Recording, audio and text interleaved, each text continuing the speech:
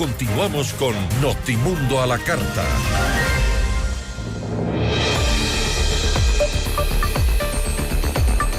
La ministra de Energía, Inés Manzano, confirmó que los apagones se incrementarán hasta 8 horas a partir del domingo. ¿Es una sorpresa esto para alguien? Nuestra entrevista de hoy en Notimundo a la Carta. Nos acompaña a esta hora Sebastián Rivadeneira, experto energético. Gracias por acompañarnos, gracias por estar con nosotros. Muy buenas tardes, Gisela. Un placer estar nuevamente en FM Mundo. No tenemos las condiciones adecuadas para mantener 6 horas. Tenemos que avanzar a un incremento de horas, recalcó la titular del Ministerio de Energía, frente a la crisis energética del país por el estiaje prolongado y la baja en el nivel del embalse de Mazar. Además, Manzano señaló que esto se debe a que la crisis es dinámica, por lo que se debe trabajar dinámicamente con los horarios y ajustar estos con la situación del comercio y la industria ecuatoriana. Yo le pregunto a usted, como técnico, si la crisis es tan dinámica como señala la ministra y lo ha dicho varias veces, ¿por qué varios analistas energéticos hacen proyecciones que son muchas veces más certeras ante lo que dice el mismo gobierno? La razón es la siguiente. El concepto que manifiesta la ministra es equivocado. Es una crisis permanente y no dinámica, porque si fuera dinámica hablaríamos de escenarios esporádicos, 3 semanas lloviendo, 4 semanas sin llover, y por la proyección que hay de 40 años de mediciones en las estaciones meteorológicas, siempre octubre, noviembre y diciembre son secos. Y revisando la información que se encuentra en la página de Selexur, muestra que los caudales en promedio, los caudales de todo el río Paute, no han llegado a superar los 30 metros cúbicos por segundo. Entonces es una irresponsabilidad el que con apenas unos 5 o 6 metros sobre la cuota mínima empiecen nuevamente a generar a toda máquina y se acaben rápidamente las reservas. Entonces esta inestabilidad en los horarios, que no solamente molesta y afecta a la ciudadanía, sino que no permite realizar las actividades, las pocas actividades programadas en el sector industrial.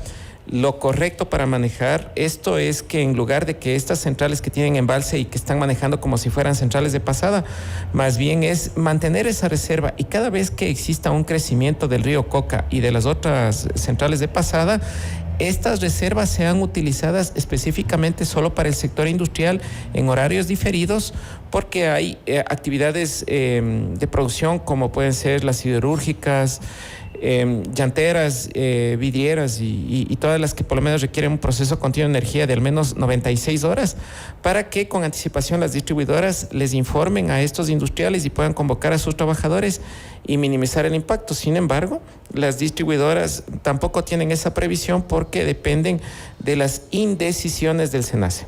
Ahora, si las condiciones no han mejorado, ¿cómo es que el gobierno tomó la decisión de reducirnos las horas de 14 a 6?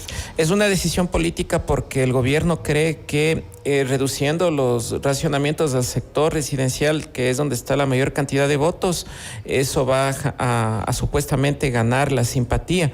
Entonces aquí no existe una empatía, y en ningún momento ha habido ningún técnico que haya dicho que tiene que haber apagones de 16 horas, como manifestó el presidente. Lo que habíamos indicado en varios medios de comunicación, algunos colegas y mi persona, es que a partir de agosto tenían que empezar con unas 3 horas de racionamiento para que la reserva energética se hubiese mantenido en agosto, septiembre, porque el embalse de Mazar máximo dura un mes. Sin embargo, si revisamos la información de años anteriores, inclusive la que hubo en abril, en esta ocasión los niveles de cota de los embalses se acabaron mucho más rápido que antes, y eso fue por una orden del presidente, es decir, no fue un manejo técnico. ¿Y ahora qué está sucediendo en este momento con Coca-Cola Sinclair? Coca-Cola Sinclair presenta variaciones como todas las centrales que están en la cuenca oriental, y están produciendo al mínimo. Jamás se podría esperar que Coca-Cola Sinclair produzca los 1.500 megavatios de potencia instalada. La correcta evaluación de las centrales de generación térmicas, hidroeléctricas y cualquier otra es en base a la cantidad de energía. La cantidad de energía que producen en todo un año, que que se le conoce como el factor de planta. Entonces, estamos hablando de que si Ecuador en el año anterior estuvo consumiendo en demanda, en distribuidoras, 27.000 gigavatios hora al año, Coca-Cola Sinclair produjo 8.000. Lo mismo sucede para las importaciones. El año anterior importamos alrededor de $281 millones de Colombia, pero cuando la ministra asegura esta mañana que primero va a haber 70 megavatios, luego otros 100 adicionales, otros 25 y suman de gota en gota, esa no es la forma correcta como tiene que expresarse, es la cantidad de energía que provee. Estamos hablando de que Colombia proveía entre 8 y 10 gigavatios hora al día, lo que equivale más o menos a unas 3 horas y media menos de apagones. Ahora, lo que dijo la ministra es que ha iniciado el proceso para comprar energía a proveedores privados en Colombia. Se estima la contratación va a ser de 195 megavatios, aunque aún falta la aprobación final de Colombia para poder completar el acuerdo. Pero, ¿dónde están los 400 megavatios que el gobierno asegura que ha puesto a operar durante estos 10 meses?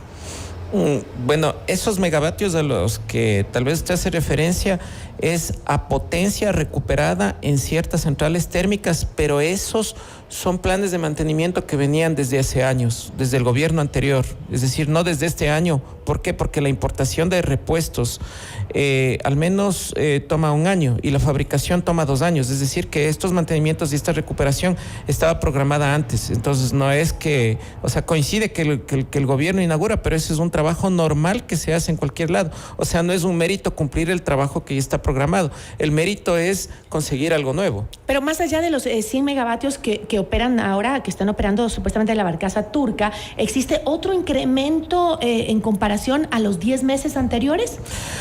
Todo está en papeles, nada es seguro, inclusive el retraso de la empresa Progen.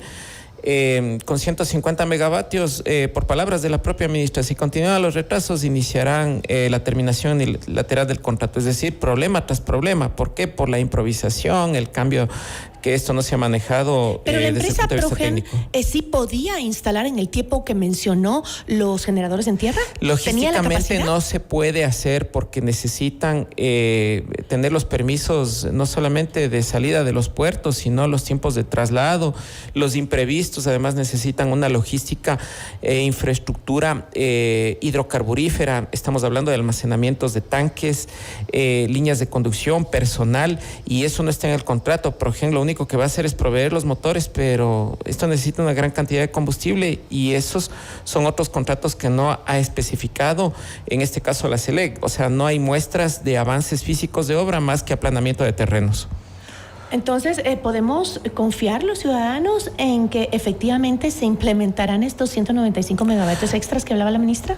Los 195 megavatios extras son de Colombia y eso primero tiene que cambiar la legislación eléctrica de Colombia a través de la CREG, que es en este caso el organismo de regulación de energía y gas de Colombia. Esto tiene que pasar por una aprobación, pero no es que son 195 megavatios permanentes. Se tiene que ver la cantidad de energía que producen esporádicamente, a veces más, a veces menos. Ese es el análisis correcto en gigavatios hora.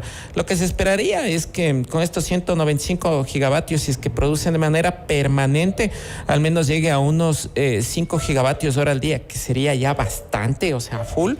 Y al menos eso reduciría apenas una hora 15 los racionamientos. O sea, es muy poco, pero algo es algo. Ahora, volviendo al tema de las hidroeléctricas, la ministra encargada informó que el embalse de Mazar había registrado una baja crítica en su nivel de agua. Operamos el complejo Paute para cubrir la demanda nacional, pero implica mayor desgaste en el embalse. Estamos monitoreando esta situación para proteger el recurso, fue lo que dijo. Esta baja crítica no se debe precisamente a que se redujeron los horarios de los apagones a 6 horas. Tiene toda la razón en eso usted. Y de hecho fue algo irresponsable porque si se reducían de 14 a 10 horas hubiesen tenido la reserva suficiente para mantenerlo.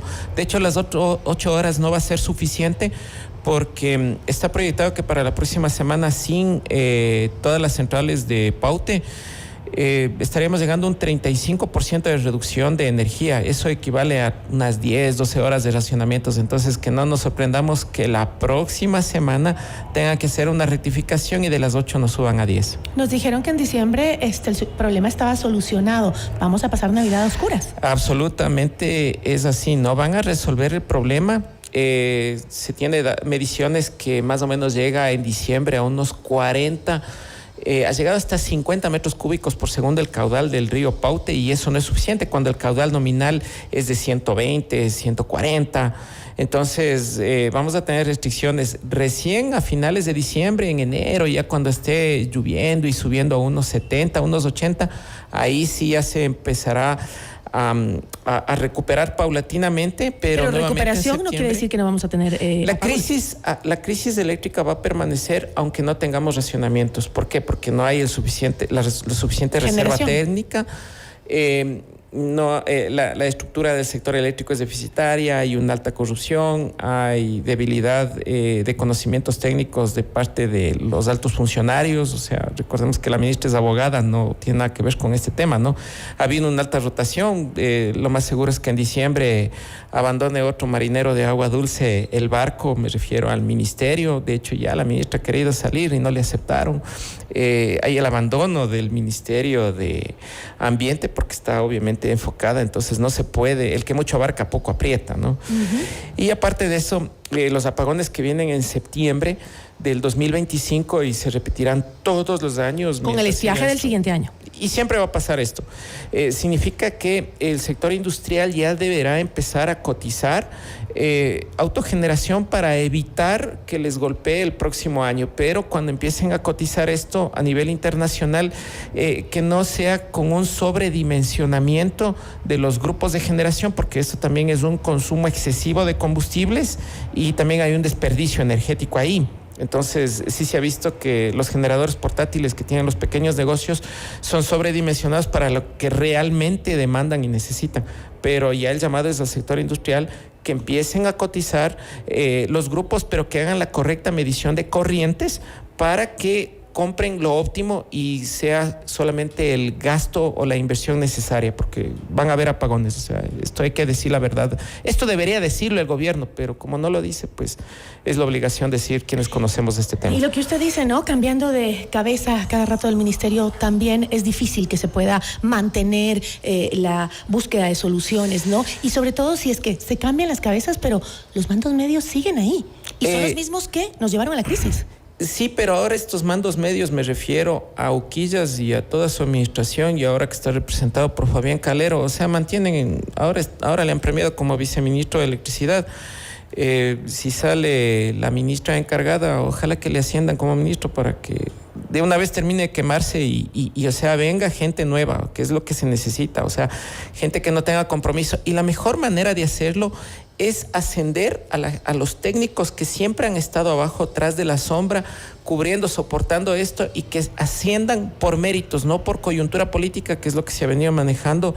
Yo diría desde el año 2016 que está esta mafia enquistada en el sector eléctrico. Qué pena, porque creo que la ministra Manzano tiene muy buenas intenciones, pero de buenas intenciones no se logra. O sea, se necesita dos cosas, conocimiento y sobre todo principio de ética profesional, de lealtad. ¿De qué me sirve un PhD o un científico que sea desleal o que solamente esté preocupado de los negocios particulares? Me refiero a que esta crisis eléctrica es inducida, y la compra indiscriminada de motores a cualquier precio, el consumo de los combustibles. Entonces ellos solamente están pensando en el momento. Ellos saben que en su momento van a salir, especialmente si hay un cambio de gobierno, pero saldrán con los bolsillos llenos. Lo que no ocurre es el crimen perfecto. O sea, en algún momento Fiscalía, Contraloría los va a perseguir. O sea, recordemos lo que pasó en la pandemia, ¿no? Más rápido cae el mentiroso que el ladrón. Esa es la palabra. Yo le agradezco muchísimo. Gracias, Gisela. Nos acompañó Sebastián Rivadeneira, experto energético. Notimundo a la carta. Información oportuna al instante mientras realiza